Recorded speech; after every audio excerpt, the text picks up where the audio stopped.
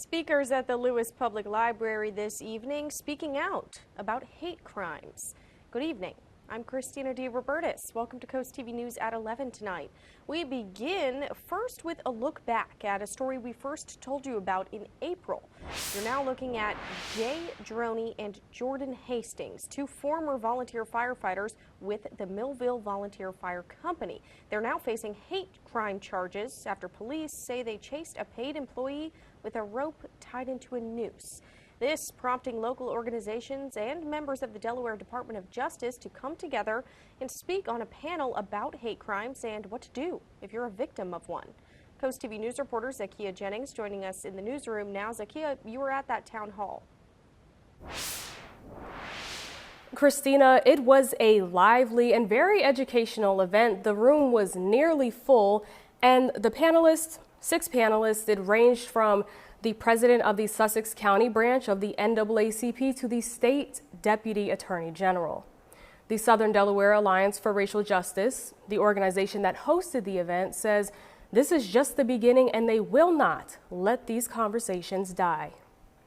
6 panelists gathered at the Lewis Public Library Wednesday evening for a town hall focused on hate crimes. That hateful behavior has no place in Sussex County, period. And even more so, a message for victims of hate crimes. Joseph Lawson, the executive director of the Southern Delaware Alliance for Racial Justice, says he thinks the meeting showed some progress. I'm feeling like we came up with a couple of things that really need to happen. There needs to be a much closer relationship between the fire departments and the communities here in Sussex County. If the roles had been reversed. Mics traveled around the room as attendees asked their questions and shared their points of view. Gary Conitis, the public information officer for the Millville Volunteer Fire Company, says he's feeling actually energized. Since the incident came to light in April, Conitis says the fire company has stood firm on their promise of updating their policies. We took all of those individual things and we consolidated them into a new revamped policy that covers both members and volunteers and auxiliary.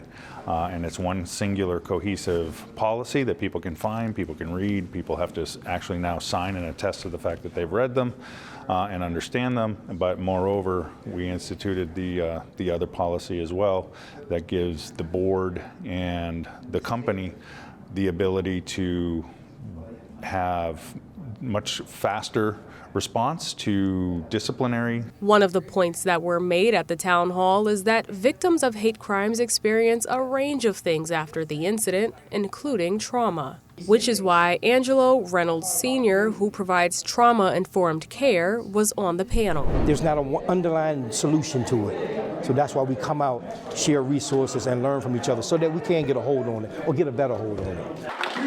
Questions and your dialogue. Thank you. As the event came to a close, Lawson made it clear that the conversation about racism, hate crimes, and victims does not stop here. We created a dialogue, and dialogue can create progress, and we can build on this discussion to actually have progress, and we will. Standing up against hate in Sussex County. Lawson says the Southern Delaware Alliance for Racial Justice will continue to be in communication with the Millville Volunteer Fire Company along with the Lewis Fire Department since their public information officer attended the event this evening. Lawson also shared there will be similar events in the future.